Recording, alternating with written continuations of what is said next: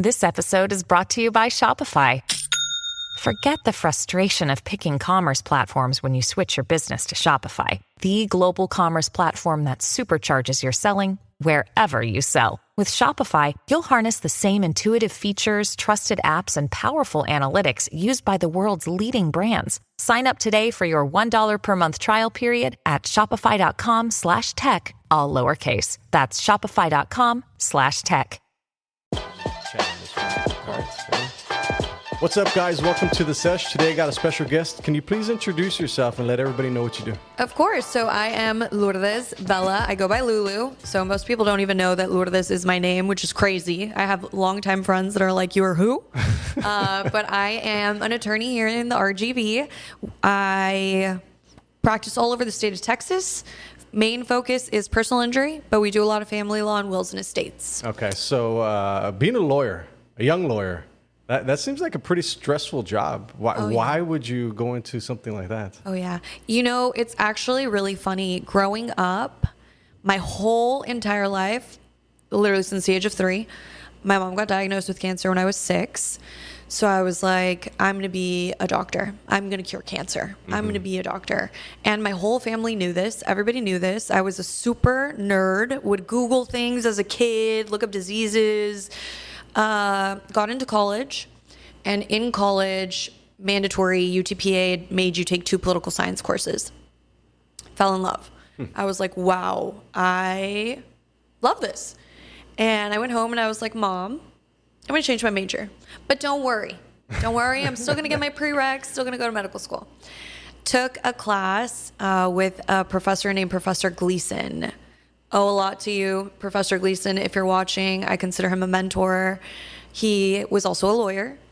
First day of class, he said, I want everybody to raise their hands, whoever wants to go to law school. And I think the whole class raised their hands, except me. I was like, not me? I'm going to medical school. I'm just here for fun. Just for fun. And he was like, I'm going to ask it again at the end of the class and see what happens, because I'm going to teach this course as if it was a law school class. It's going to be Socratic method. You're going to be briefing, outlining, 1 test, 1 grade. I was like, Socratic what? Who is that? I had no idea what that even meant, which I came to learn is when, they call you out and it's just all questions to the students. We took a midterm, so he ended up giving us 2 tests, put the grades on the projector. Everybody failed, and there was 1 A. Wow. And so he starts passing out. And mind you, I am a nerd. Like I'm type A, want all A's. So I'm like about to cry. I'm like, ay, Dios mío. Yeah, I failed. So he passes out the booklets and I'm scared to open it. And I open it and I had the A. Wow. So he ends up becoming my mentor. And he's like, I think you can do this. I really believe you have the gift to be able to do this. So from then on, I said, okay, well, let's see. Maybe I'll change my mind. Took more courses, went back home and was like, Mom, I'm going to be a lawyer. And she had a meltdown. Wow. She was like, no. I think it was like an identity crisis, not even for me, but for her, because she was like, your whole life you said doctor, and now all of a sudden you're a lawyer. She's like, I don't think so. You need to think about it. And yeah, that was it. Yeah. And I love it. Yeah, I almost feel like you have to explore all those things. And I think, and this is why I wanted to get you on the podcast, because I have a 14-year-old little girl, right? Yes. And I feel that there's not a lot of mentors out there. There's not a lot of role models out there. And I know this because I try to look for them all. And for one, they don't have time and they're too busy, right? So I get it. I understand. But at the end of the day, it's like it's very hard to find mentors. So what you're doing, you seem like you got your life together. You have a good social media presence. Well, on what everybody sees, right? Yeah. You're obviously a lawyer. You're successful, right? So these are the things that I want my daughter to be role models after. Like so I commend you for that, right? Thank you. And the thing is, like, it's hard to find mentors. Do you see that on your end? Oh, 100%. So kind of dive into that, because I don't think a lot of people understand that. 100%. Even while I was job hunting, because law school, I will tell you, does not prepare you for the real world. In law school, you're briefing, you're reading, you're writing, but they're not teaching you how to approach the bench, how to talk to the judge, how to actually formulate arguments and things of that nature. So you come out and if you don't take mock trial or moot court in law school, you're like, whoa, where am I? So I was super interested in finding a lawyer that was willing to actually guide me and mentor me. And I'm not going to lie, it was hard. Yeah. No, you're right. Nobody has the time to do that. Yeah. And I recently actually talked about somebody that helped me through law school, but she was a student. And she took time to guide me. She was ahead of me. And she took the time to guide me. Her name is Melissa Lozano. Shout out to you, girl. And I think I graduated at the top of my class because of her. Wow. And so I have said that I will always now be that for somebody else. Yeah. So if you do follow me, you've seen that recently I've gone to lunch with a couple of girls who are wanting to go to law school. And I always advocate, if you want to go, if you have questions, you need anything, bring me your resume, bring me your application. I will help you, whatever you need. Yeah. I'm proud of one of my girls because she made it into law school. Nice. Helped her get her internship. And yeah, it's hard, but I think it's needed. Yeah. When I studied under a buddy of mine, Jesse De Leon, I had to ask him, like, hey, dude, let me just work for you for free. Like, I'll just work for you as long as I can learn stuff, right? And he was like, well, okay, yeah, come on in. So then, like, 3 months later, I was like, he's like, you need to get out and you need to go do your own thing. Because at that point, I was just getting comfortable, learning as much as possible, for right? Sure. And the thing is, I think a lot of people get comfortable. Like they just stay in that same spot over and over and over again and never take massive action. So that got me thinking, is like, fuck, I was sitting here for so long and I never took action. Like the next part of doing it is the action part. Is it difficult being a young woman in this life right now that the world we're living in is kind of explain that, because I don't think a lot of people understand. It's like, I'm 42. How old are you? I'm 32. So you're in a different demographic, right? And also, barely. Yeah, no, it's a big spread. So 10 years is a big difference, but also you're a woman, so you view life different than a man, right? For sure. So how difficult is it being a 32-year-old woman in today's world? Ooh, that's a good question. That's a really good question, and I feel like I could go off on that a lot. I will say, and this might get me some hate, I am not one of those hardcore feminists. Do I believe that women should have the equal right as a man, like in pay, in opportunities, in being heard? 100%. Do I think that our world is still not equal? 100%. For sure. So there was a firm that I worked at, and I really felt that. I would say we would sit down, right? We would table conversations and I would give the answer. I'd say, I think we should go this route. And I would be just voiceless. I have an incredible, incredible friend who to this day is one of my best friends, who's also a lawyer. He's a male. And he would stick up for me. So that was incredible to have that, because that day and that meeting I'll never forget, and he'll never forget. And we still talk about it. We talked about it yesterday. The bosses were like, we're going to call this expert and see what he thinks. And they put him on speaker. And I'm sitting there listening to verbatim what you said, what I had just said. But I didn't have the courage to say something. Mm-hmm. But my male but my male, who was in the same position as me did. And he was like, y'all know she just said that. Yeah. And that to me was powerful for him to do that. And I think we also need more of that, more males giving us our space, giving us our power and our presence. Yeah. And to speak on that too, I feel like a lot of people just, for one, they don't have conversations like ever. I know so many people are just going through life, just going. They never stop and have an actual conversation. Like this right here is a skill. Like they're soft skills, but they're necessary skills. Yes. And I feel like a lot of people just don't have that. And I feel like it's a skill that young people need to understand. Like this is what helps you get ahead. This is the shaking of the hands, the hugging, like you walk in, eye contact, stuff like that. Like, do you feel that? 100%. And as a woman, I feel the need to shake. You got to have a firm handshake, girls. Do not let them, wimp you out of it. Don't be scared. Direct eye contact, and you firmly shake that hand and you let them know that you're there and you're a boss. So what other skills does somebody need in today's world? As a woman? Yes. And just in general. I think courage is a big one. You have to be brave. Go after your dreams. Dreams can be really, really scary, but don't just let them stay dreams. Go after them, chase them however you can. Find a mentor, like you said. Find someone to shadow. I think that it is so courageous of these girls that reach out to me. That to me is courage. Some of them are 18, still in college saying, hey, how do I get ahead of the game? How do I do this? Can you help me? That to me is courage. Yeah, for sure. And I actually didn't have that as a kid. I was shy. I danced my whole life. So you put me on a stage and I had presence. I could act, but I was shy. My mom would always tell me like, dale gas. Yeah. But I actually think that they're the younger generation. My sister is a powerhouse. She reaches out. She has interned for Vicente Gonzalez since she was a senior in high school in Washington. Wow. And she's like, I'm going to find it. And I'm going to go. And I don't need your help. And I don't want your help. Do you think a lot of people are like that? I don't know.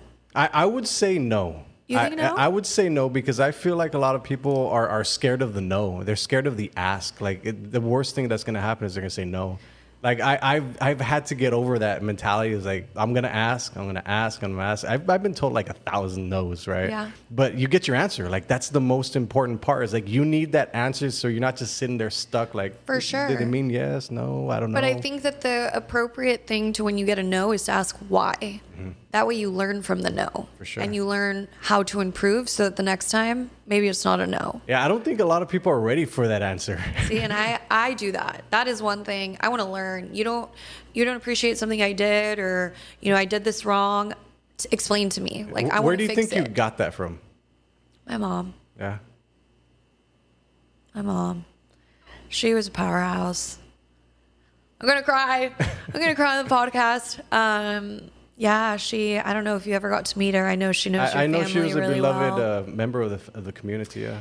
But yeah, she was a powerhouse. And she taught me a lot. She is still to this day and will forever be my role model. And if I can be half the woman that she was, I think I'll be okay. She spread magic everywhere. And I call it Lulu magic. Not because of me. Because her name was Lulu. But in a way she did, because now you're here to spread that same magic. That's my everywhere. Goal. Yeah. That's my goal. So let's talk about that. Let's talk about goals. I feel like a lot of people don't have goals. And when I talk about goal setting, people are like, oh, that's stupid. Like you're writing down your goals. Like that's so dumb. But honestly, like since I started implementing a list of goals, I have the main goals, right? And I have my daily list of stuff to do. Like that has literally changed my life. Do you see that on your end? What is it about goals that people are like, that's dumb? I have no idea. I can't speak for them, but I think goals are incredible, and I love checklists. That is my favorite thing. I just did a TikTok video on it. I love being able to do this. Scratched off. Yeah. And like I said, I'm not tech savvy, so I know some people probably put their to-do list on, their phone or on the computer. No. I like the feeling of actually, I did that. Check. So I love that. I think goals are super important, extremely important. I believe in manifestation. I believe that if you believe you can do something, it helps. Versus if you feel like you're not going to be able to accomplish it, you're already setting yourself up for failure. The first person that needs to believe in you is you. Right. Because then how am I going to believe in you if you don't even believe in you? Do you think that's taught, or do you think anybody can learn it? I think anybody can learn it. How? Reading. There's a bunch of books, self-help books, watching other people, watching podcasts of people that people admire, people that people want to achieve what they're doing. I follow a ton of attorneys, female attorneys that I admire. And I like to see, maybe they're not my full-on mentors, but in a way they mentor me through their social media or their podcast. So I think you can learn it. I think you can figure out there's always a way to learn and grow. always. No, you're absolutely right, because I struggle with the same things. Like I get a lot of different mentors from different spaces, like a business entrepreneur, crypto, whatever, like that, right? But at one point, I like that physical, like being in front of somebody to learn from them, like hands-on. And I understand that, they're busy. So I literally had to create my own mentors with ChatGPT. So on ChatGPT, you can create your own GPTs. Cool. So I took the best mentors and separated them all. I have like 5 different GPTs that are all mentors of mine that I go in there every single day and I ask information, I gather research and stuff like that. Wait, that is incredible. It's crazy, like where AI is going. Do you use AI? I'm not tech savvy. Oh, you're not tech savvy, that's right. So no, but that's incredible. And I know a lot of lawyers are using it now, but I'm not tech. I can't even fix a printer. Don't ask me how to do that. So yeah, no, I don't. But that's incredible that you do that. And that's exactly what I'm talking about. It takes drive. You can accomplish anything if you have the drive to accomplish it. Yeah, I feel like a lot of people will just give up right then and there. Say, well, I can't find a mentor. Okay, I'm just going to sit here and do nothing. I was terrified of opening up on my own. Terrified. And it was during COVID. So I was building my project, which is my office, during COVID. And thankfully, my mom, I had her there as somebody who was encouraging. And every time I doubted myself, she believed in me. And I think that's important. For sure. To have a tribe, to have a community of people that believe in you is super important. So yeah, I was terrified. I'm still terrified sometimes. I'm like, oh my goodness, I did this. But I did it and I'm proud of myself. And whether it goes the way that I want it to or not, it's a learning experience at the end of the day. And that's all that matters. You live and you learn and you grow. Yeah, because I feel like you have a finite amount of time left on this world. So what you're going to do with the time that you have left, you obviously have to do something good, because then what's the point? Like, what are you here for? Like, I think at the end of the day, is a lot of people are scared. For one, I feel like a lot of people don't have friends. Do you see that? Sometimes, yes. So because now everything is social. Social, yeah. And I've even heard people say, I feel like my friends are other TikTokers that I don't even talk to. I just watch their videos and they're my friend. And I'm like, oh my gosh, I wouldn't survive. I'm creating my mentors on ChatGPT. So, True. But you have support. You have For a family, sure. Yeah. You have somebody. Yeah, I think I feel like important. some people don't, though. Like a lot of people, like for one of the things, like I feel the older you get, you have to have more coping mechanisms in life, right? And working out and lifting weights is that for me, right? So I get away, I get to release that stress. Do you see the same thing on your end? 100%. So what's your coping mechanism? So I love Tribe Cycle. It's a cycling studio here in McAllen. It's called Tribe for a reason. I think it's incredibly difficult to make friends as adults, new friends. Incredibly difficult. Even in McAllen, which is so small, you would think like easy peasy, everybody knows each other because most of us know each other or have some sort of connection with one another. But I love that community because you don't just go work out, you go work out. It's also therapeutic, what they're telling you during the workout. And then you get to hang out outside.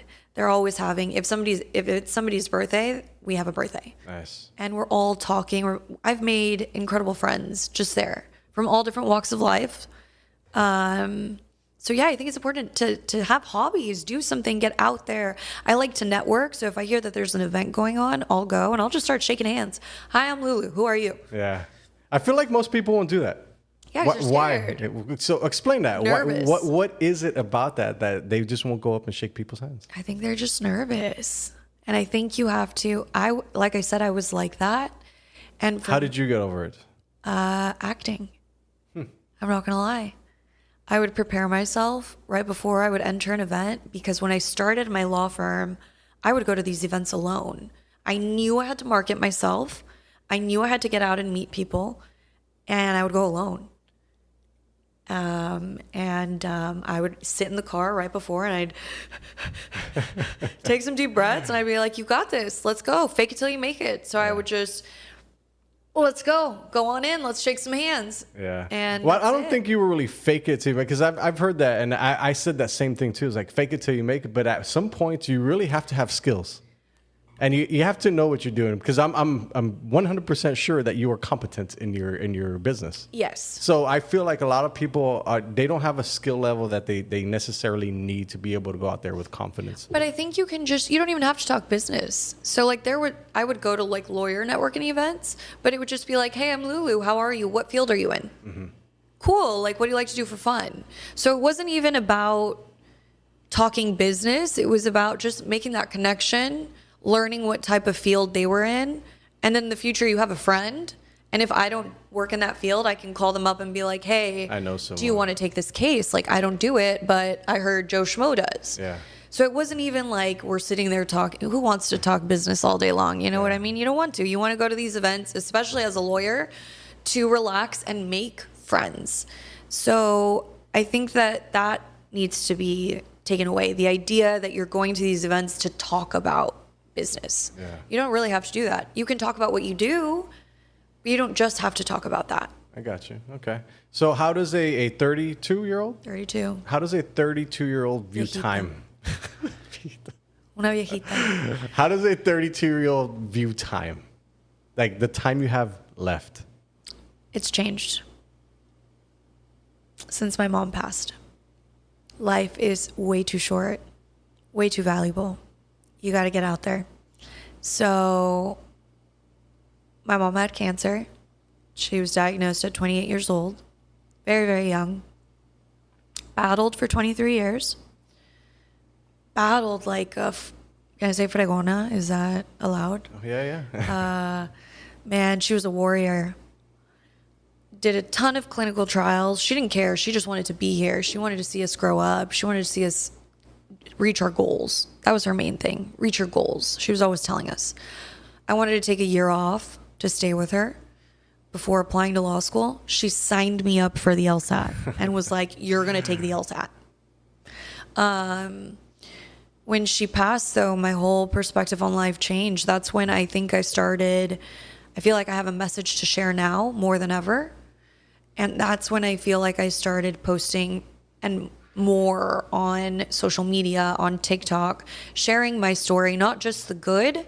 I'm trying to really show people that everybody has hardships. So you may look at my profile and think what you said at the beginning, life together, great life, success, yeah. But it's not true. Yeah. Everybody has hardships. For sure. And so I'm really, really trying to push that message that things are attainable and you can survive hard things, but no life is perfect. But time is so valuable, so spend it with the people that you love. Please hug your parents, hug your mom, call them. I miss talking to her on the phone. We talked on the phone every single day, and I saw her every single day, except for when I was in law school. So time to me now is more valuable than ever. I spend a lot of time with my family, a lot of time. And I spend it doing the things that I love. I try to avoid I don't like drama. I don't like mean people. I don't like negativity. So I steer clear of that, and I try to just shoot for the stars. That's what she wanted for me, and I'm gonna live my life not just for me, but in her honor. And I'm going to do what I believe she thought that I could achieve. And that's how I view life now. I'm going to do my best to be the kindest and to spread her magic, Lulu magic, to everybody that I can. Let's talk about goals again, because I feel like a lot of people don't have goals and purpose. Like, how does one find purpose? How does one find purpose, man? Everybody's so different. I can talk about how I found purpose. And I think it goes back to the same thing. It goes back to having a family and back to my roots. I went to Our Lady of Sorrows, who are incredible. I love them all to this day. All the teachers, all the staff. I still talk to some of them. I still go to church there. But I think it goes back to your roots and what you learn. And I found my purpose through that, through having faith and being brought up to be an empathetic person. I have a massive heart, I can say that, humble brag. Too big of a heart, I think. that gets me in trouble sometimes because I overgive, but I feel like that's how I found my purpose, my heart and my roots. And I wanted to be in the legal field, not for the money, not for any of that, but to bring goodness into our world and into our system. So everybody says, oh, personal injury is so saturated, you're in it for the money. I cry with my clients. You become part of who I am. You become my family. And I literally have cried with my clients. I do it because of that, because I see the unfairness and the unjust that they suffer sometimes, and I want to help them. That is what I strive to do and why I felt passionate to do this job. Yeah, because you're in a position to do that, right? Like, obviously you have the empathy, the skill set, and also the youth to be able to attack that, because I feel like a lot of people sometimes they just give up. Like, the world is like, okay, I give up. Like, forget this. Like, I'm just going to, at the mercy of the world, just take me, whatever. But I feel like a lot of people need people like this. Like, that they need a beacon of hope to be able to be like, well, that person's doing it. Maybe I can do that too. Like, they need somebody to attach on. I don't think a lot of people really understand that as, like, it's okay to reach out to people. It's okay to, like, hey, dude, like, send me a message or whatever. Please reach out to me if you have questions. Please. I post about it all the time on my page, Legally Lulu. If you're not following. I post about it all the time. And, you know, on the topic of empathy, I met with one of these mentees, because now I'm calling them my mentees, and I will forever be a part of their life, and I want to see them succeed. She was really discouraged because she met with a male attorney before she met with me. And he told her, you have too big of a heart to be in this job. I don't think you can hack it. You have too much empathy. And my jaw, when she said that, literally hit the table, because I was like, excuse me? I think in order to be a good attorney, you need empathy. 100%. I think the old school mentality was, I'm in it to win. It's not about my client, it's about my name and me winning. But if your client doesn't feel like they're winning, you're not really winning. Right. You have to be empathetic to what your client wants. Not your goals. It's your client's goals. So I think if you want to be a lawyer, having empathy is huge. Don't give up. It doesn't mean you can't be a good lawyer. You can still have fight, and you can still have empathy.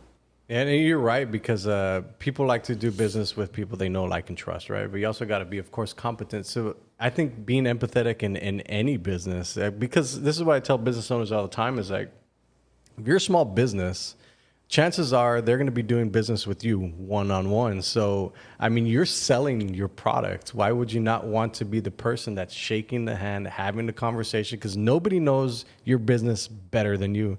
And I always experience that when I come on with the marketing or advertising. It's like, well, you're just going to handle it all, right? I was like, no, that's not how this works. Like, this is a team effort, because if we don't do it together, I don't know anything about your business. Yeah. You can teach me, I can learn about it, but I haven't been on the ground since like day one. You know, all the little tiny intricacies of your business that make it your business. I can come and help you sell it, but at the end of the day, you're the best salesperson for your business. So I feel like a lot of people, especially business owners, need to be the face of their business. And I don't think a lot of people understand that. Can you kind of touch on that? You were literally speaking my language. So why did you decide to jump in front of the camera going to social media now? You are speaking my language. I don't just do that. I meet with every single client that walks through the door. The first person that they're going to meet is me, which is most of the time unheard of. Most of the time, clients are walking in for their initial consultation with a paralegal. I don't work like that. I had a mentor who taught me that. And the first person you are going to sit with in my office is me. I'm going to ensure that you feel comfortable, that you know who you're hiring, and that you know where my heart is and what my goals are for you in your case. I can't promise you anything, but you're going to meet me. Right. You're not going to meet my staff. You're going to meet me directly. So I think that is what you just said is extremely important. For sure. What else did you say? You said a lot that I was just like, well, yes. I That's feel like spot on. I feel like a lot of people can't or won't want to come out in front of the camera. Like they literally put a camera in front of their face and they freeze. So how did you get over that? Or did you just natural? Honestly, I think my dance experience. I danced all the way up until I was from 2 to 23. And I wanted to be a professional. Mom said no. She said, go get a degree first.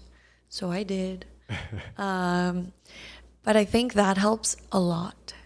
I love being on camera.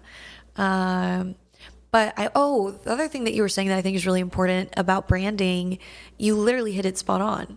When I was looking for my team, I wanted a team that was going to market me for who I was, not for what they wanted me to be, not for anything. I wanted to showcase me as a human. And I'm so lucky to have found the people that I found, because that's what they do. And when they give me ideas, they know, like, this one might not be like you. And I'm like, scratch that. But they never forced me to do anything that is uncomfortable for me. We had a whole discussion. Brands that I liked, what I liked, who I was as a person, what I like to do. They literally interviewed me before we started the whole process. Yeah. And it became about me, and it's a team effort. Everything is a team effort. I come up with my own ideas. They come up with some. We fix them. We change them, etc. That's super important. Yeah. And I think if you're afraid to be on camera, you learn. When I have to give a speech, I practice in front of the mirror. I talk to myself. I start off practicing in front of the mirror like a crazy person, and I just like talk. And then I talk in the shower. I'll be taking a shower, practicing my speech. And then I'll have my family or somebody sit down, because it gets scarier once there's somebody in front of you. Yeah, for sure. So then I'll have somebody sit in front of me, and we'll do it again.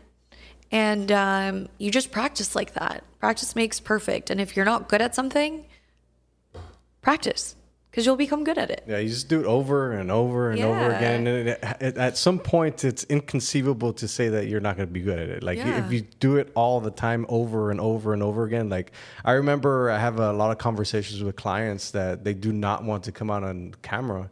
I was like, at this point, this is the least amount of people that are going to see you. So let's push out the content, because a lot of people just stay in, like, they'll hold on to content and never push it out. And at some point, you have to push it out, because at the end of the day, nobody really cares. Like, it's just going to be content that's going over and over and over. You just got to get out of your own way. All publicity is publicity, whether it's good or it's bad. For sure. Like, if people are making fun of your content, I have some content, because you can see, right, when people are DMing it to each other. Uh-huh. And some of the cheesy ones, right, it'll have like 27. And sometimes I'm like, geez, people are so mean. But then other times I'm like, but you're spreading my message, you're spreading my face, so thank you at the same time. Like, even if you're being mean, thank you, because you have now, somebody that you might have sent it to didn't know who I was before, and now they do. And maybe that's a negative mindset on my end. Maybe they like it, and they're sharing it because they like it, or they like something in it.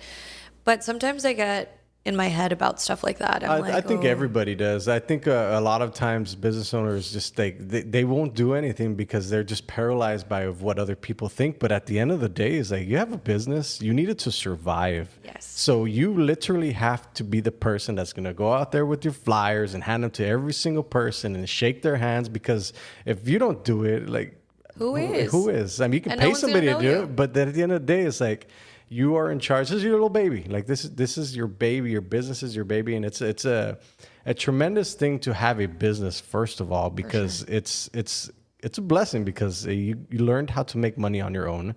You learned how to be able to provide a service or a product or whatever that's going back out into the world, being able to help people. Like, at the end of the day, you need to help people. And one of the most staggering things that I've heard is 10 to 12 million businesses will close every single year. And I bring this up often because every single year, 10 to 12 million businesses are going to close.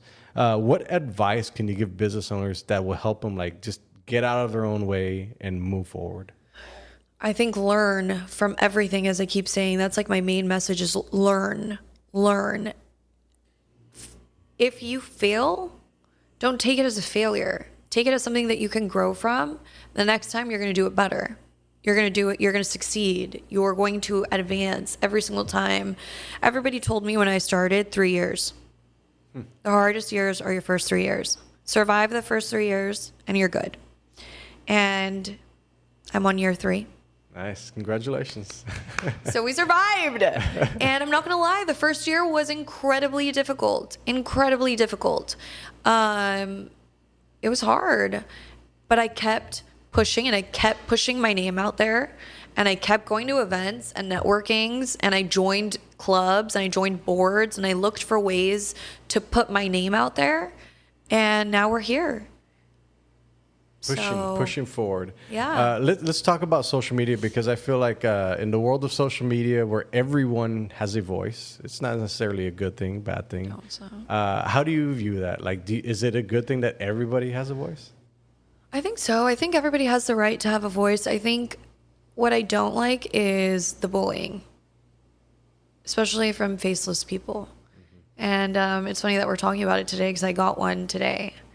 And it was just, you know, I was on my TikTok. It wasn't even legal. I was on my TikTok showing an outfit that I won in a raffle. Was Lululemon, and somebody was like, "Oh, you're a racist." Wow. I'm like, "Who? You don't even know who I am, sir? How do you just jump to that conclusion? Like, that's just mean, and you're faceless, and there's nothing to you." And normally I would have avoided it. But I actually followed up, and I stitched his comment, and I said, you know, there's a proactive way of teaching people things. This is not proactive. You have stereotyped me now, and you have bullied me. You could have easily been like, hey, girl, you know, I don't know if you know this, but you know, Lululemon is known to XYZ, because I have no idea what the drama is with it. So I was like, you could have educated me, and I would have listened, and I would have had a conversation with you about it. But instead you chose violence. Like, you chose at 7 o'clock in the morning to just be mean. And you don't know what I'm going through, and you don't know me as a person, and you don't know if that comment could have taken me over the edge. You don't know anything about me. So I just think sometimes that's what I don't like about social media, is that people are just, why are people so mean? Yeah, and TikTok opens up the world to you. Like YouTube, Facebook and Instagram, they're relatively nice. You know, once you go to YouTube, like people, they go in there and blaring everything. Like it's insane how people hide behind the computer. Yeah, it's faceless. They're always faceless. Yeah. Always faceless, I think. Like the bullies that I see, there's no picture, there's no real name. And I'm like, why? They're out to wreak havoc on the internet. Yeah, but why? 24/7. Why is that fun for you? It's an interesting thing. I feel like if somebody took the time out of their day to blast you or whatever, it's like that says a lot more about them than it does about you as a person. Exactly. Yeah. And I do believe in conversations like that. Like, I would have listened. I would have been like, that makes sense, or I'm sorry that you feel like that. You know, when I don't know. I'm going to get too deep into all of that stuff, but I would have had a conversation, a kind one, and I wish he would have given me the opportunity to do that before he just went out and attacked. I feel like it's a lot harder for a woman to navigate social media than it is for a man, because I think most men are just like, yeah, whatever, fine. But for a woman, it's like, you know, you take those things personal. So let me backtrack. I'm not just saying just for men and women, right? But I feel like a lot of men can't control their feelings, for one, and I don't know if it's the world that we're living in or what upbringing, whatever it is. But I feel like, for one, men don't have mentors. A lot of them don't have friends. A lot of them are already stacked against all odds, right? So I feel like a lot of them won't get up and do the things that they need to do regardless of their feelings. Do you feel that? Do you see that? Any truth to that? I see from my friendships with men, obviously I can't speak on what they feel. I hate doing that. But from what I see, I always like to say that. I think the difference between us is that we have friends as females. Not that you guys don't have friends, but example, a breakup. I get to go and I vent and I cry and I sit with my friends and I let it all out. Whereas men were taught, you don't do that. Right. You don't cry. So you internalize, you hold it in, you turn it into maybe hate, which is what I've learned through therapy that happens in a breakup, because I just went through one. You guys don't have that same escape. to speak on it, to speak on your feelings. And I think that makes a difference, because I think speaking on how you feel is so important. Communication is key to everything.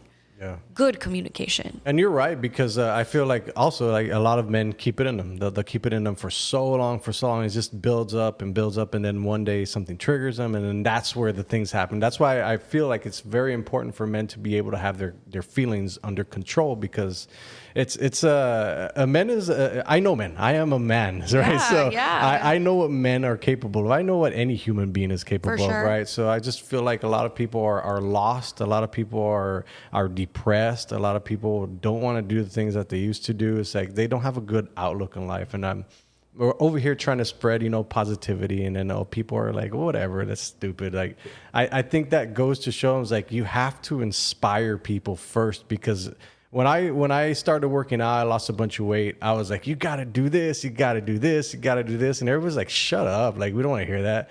So I found that you literally have to inspire people first with your actions. And then they'll be like, oh, if that guy can do it, Yes. then I can. Any truth to that? 100%. So as I said, losing my mom, I didn't stop social media completely, but I stopped doing it as much as I wanted to. I stopped doing the extra stuff. So I let my marketers, I would market those videos. They're always pushing me to do more, right? Show your face, show what you do at work, show behind the scenes, do more. And I fell into depression, right? Losing your mom is a crazy thing.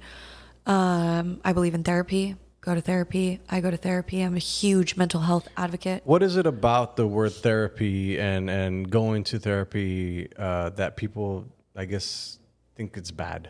The stigma down here.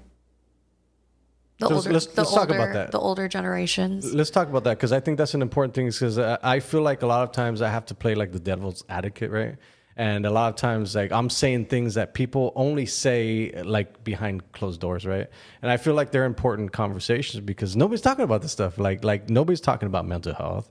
Nobody's really having a real conversation about how a 32-year-old woman feels in the world that we're living in. Yeah. Like the things that I go through too as a man, as a married man, like as a husband, as a father. Like, nobody talks about that stuff. So I kind of want to like let's talk about that. If you watch my TikTok, I talk about it a lot. I cry on there a lot.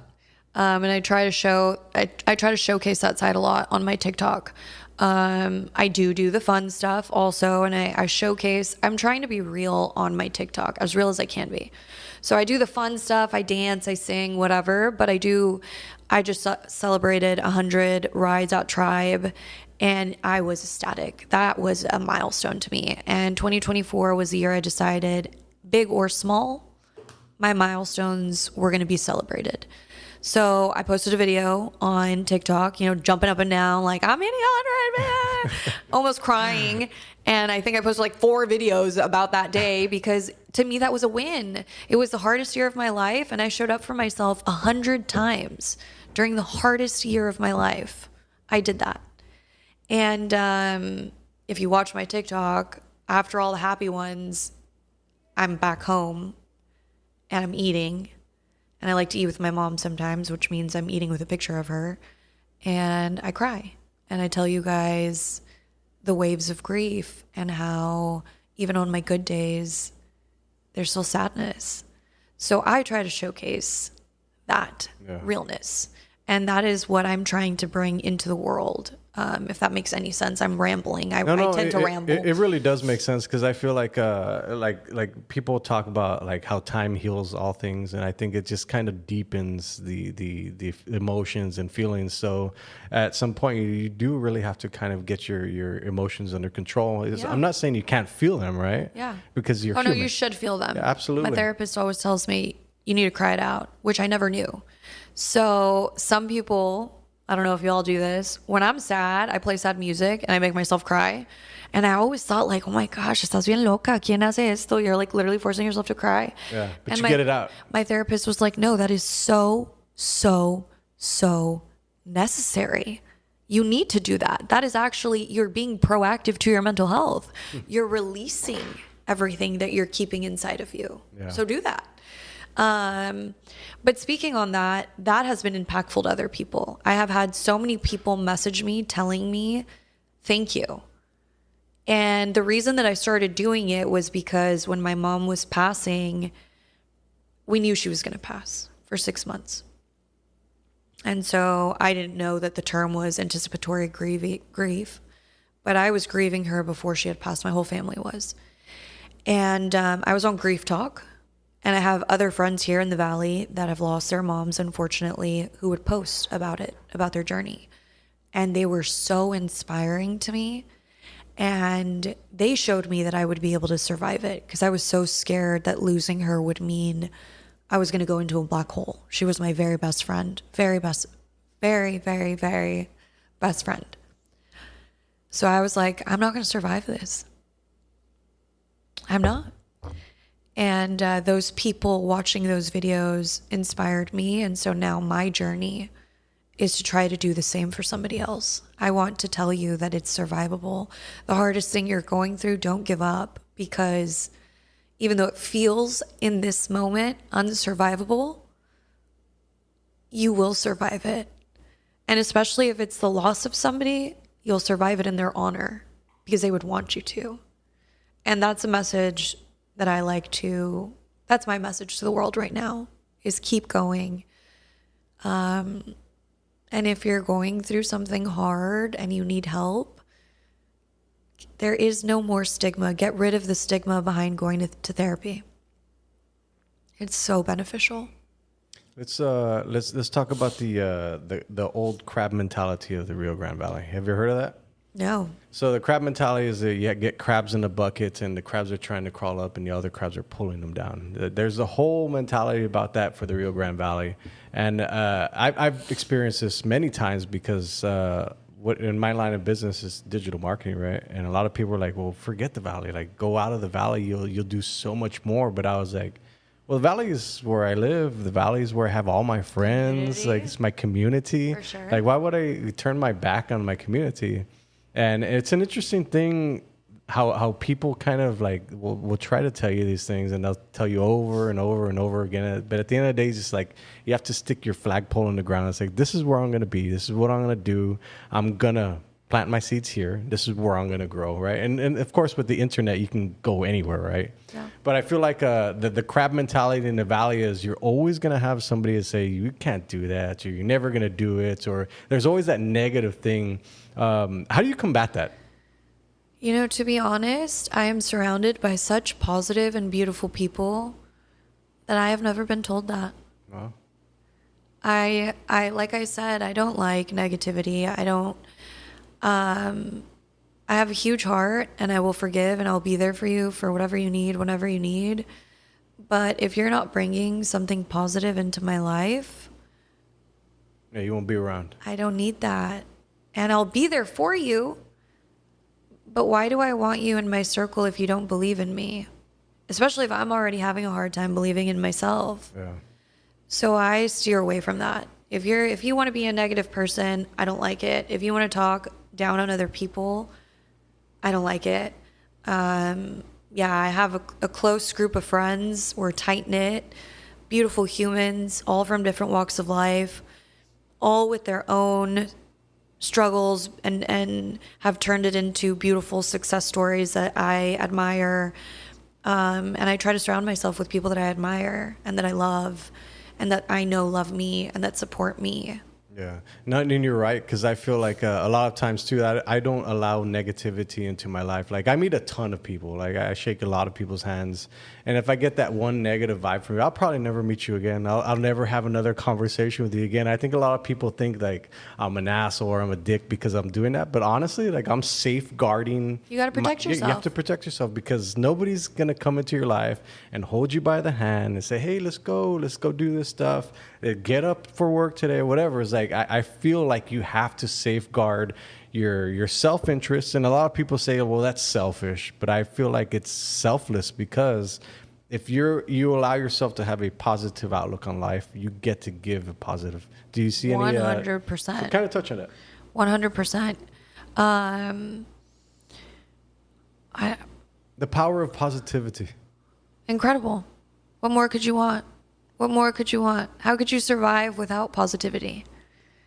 Why do you want to just have a negative cloud floating over you all day long? Life is so hard already. You don't need that. And the difference is, for me, I'll be nice to you. If I think you're a negative person, or if you've been mean to me or whatever, I'll be nice to you. I've had plenty of people who have done really cruel things to me who years later, apologize and look back and tell me, XYZ. And this is very, very true. It's happened a lot. And I give them the opportunity. I'll sit down with you. I'll talk to you. I'll forgive you. But I don't forget it. Right. So I give people the opportunity because I believe people can change. I do believe that. But you have to prove that to me. I'm not just going to be like, we're best friends again. Like, hi, what's up? No, you have to prove to me that you are different. You are grown and you're a different human now. And yeah, for sure. Let's sit down. Let's talk. Let's meet up. So that's how I view it, but I don't like negativity. Yeah.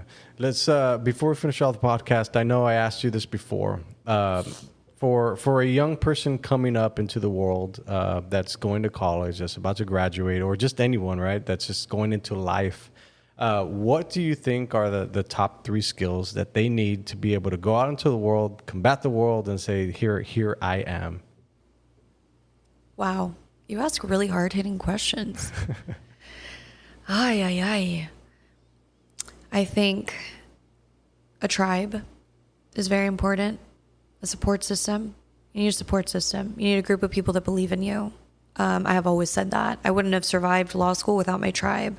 And when I graduated, I had a dinner and I thanked every single person that was a part of my tribe. Whether you sent me DMs on Facebook or Si Se Puede or whatever it was, you helped me. So you need a tribe, a good one. You need to believe in yourself and surround yourself with people that believe in you. And you gotta entrarle con ganas. I tell that to everybody. Échale ganas. Si te dicen que no, one closed door doesn't mean all doors will be closed. Another one will open.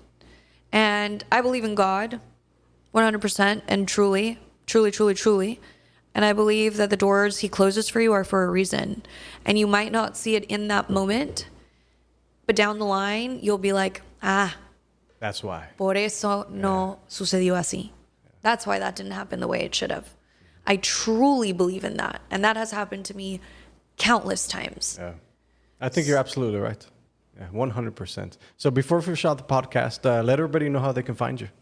So you can find me on Instagram. My personal one is Lulu Gabby. It's public because your girl's trying to be an influencer as well as a lawyer. Legally Lulu on Instagram. That's my handle for my law firm. We're at the Vela Law Group. Our phone number for the Vela Law Group is 956-474-VELA, which is 8352. And on TikTok under Lulu Gabby. So those are the ways that you can find me. Please, please, please, if you have any type of questions related to the legal field, related to grief, related to anything that I can help with, I promise you that I will try my best to give you the best advice that I can. And if I'm not the right person to give you the advice, I will send you to a person that I think is. And I tell that to everybody when somebody messages me, because usually the first message I get is, hey, I need help. Or hey, I need a favor. And I'm always like, I will do my best. Yeah. Know that. But if I can't, because I don't know what's coming next, if I cannot do it, I will lead you in the direction that I think you need to go in. So please feel free to contact me. I'm not scary. So yeah. All right, guys, we shall see you next time on the Sesh. Peace.